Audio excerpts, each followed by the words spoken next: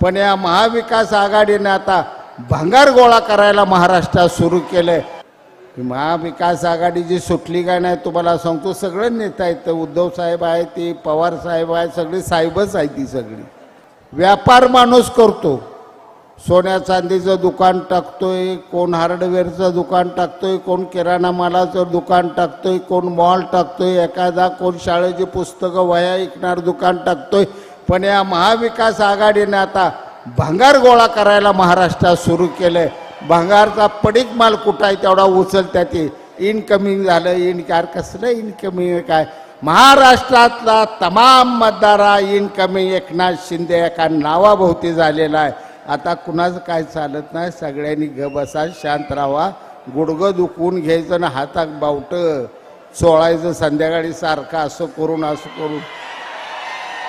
काय याचा फायदा होणार नाही।